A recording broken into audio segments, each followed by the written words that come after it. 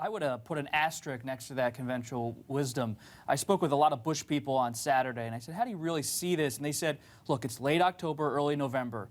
Bush and Rubio both have a long way in this nomination fight. They believe Bush, in some ways, did expose Rubio's voting record to a wider audience by bringing it up. They also believe that Rubio's record in Florida will get more scrutiny and attention in the coming weeks, and they believe Bush has the finances and the stature to stay in this race. All right, so we're 9 days away from the next Republican debate. I think there's no question Rubio and Cruz had strong performances, which means they will get more attention at the next debate. But listen to Rubio yesterday out in Iowa. He's picking up some big fundraising support since the debate. Now he's trying to translate it. If you look at him, though, he's still at like 6% or 8% in the polls. The question is, can he actually move voters? Here's part of his pitch. Be careful of politicians that tell you how many jobs they created when they were a senator, when they were a mayor, when they were a governor. Politicians don't create jobs. The private sector creates jobs. That's also at Jeb. Absolutely. Look, I think Bob makes a good point, but things look real bad for Jeb right now. I mean, and how terrible is this that he's out on the trail with this new message, Jeb can fix it? It just looks awful, you know? No more disruption. Remember that? Disruption. And when the best thing you can say about your candidacy, when somebody asks you if it's going okay, is, well, we have the most money. That's been his problem all along, is that he's got the most money, but the candidate is just not something voters are interested in buying. So, you know, the performance problem that Jeb has just gets worse and worse. After every debate, if you look at the polling line, it goes down after every debate. His podium is moving further and further from the center.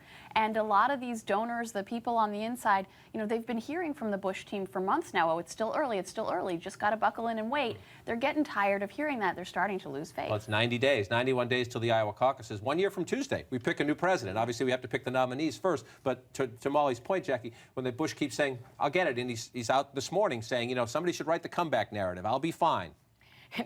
Good luck with that right now. But it should be noted, while Rubio is widely considered to have won that exchange with Bush, he did cancel an event to go vote in the Senate last week. So it's not that he's ignoring that issue. There has to be some concern that his lack of voting record in the Senate this year will come back to bite him. So, you know, while he did well in the debate, they are making some alterations to how they're approaching his I hate my job narrative. Yeah, a few fast points. First of all, Rubio's claim that he doesn't want to attack his rivals is silly, because he uses language like that where it's obviously aimed at Jeb and it doesn't pass the smell test. Secondly, Marco has a great advantage in this campaign. He has got an amen corner in the conservative press. It is so revealing when he's under attack from the left or from folks inside the primary. The people that rally to his side, they want him to be their nominee. They don't say it always, but if you watch the sort of knee-jerk defense of Marco on the right, it is very, very revealing. And then lastly, on Jeb, his challenge is that these campaigns increasingly have become defined by debates and the press coverage thereof. And if it's about those issues, then your ground game and your fundraising and your pedigree, it just doesn't matter as much. If you can't perform in this new system, then it's going to be very hard for you to be the nominee. Real quick, there is a fault line, I would argue, in the conservative press between more of the establishment conservative press, which I think is so true. It is an amen corner for Rubio. When you're looking at Breitbart and some of the more grassroots conservative stuff, Right. they are animated by immigration, and they see Rubio as the amnesty. Yeah, the Ann Coulter Breitbart folks. Right. On more the populist right are still skeptical of Marco because they think once he's the nominee, if he's the nominee, he's going to get right back to immigration reform.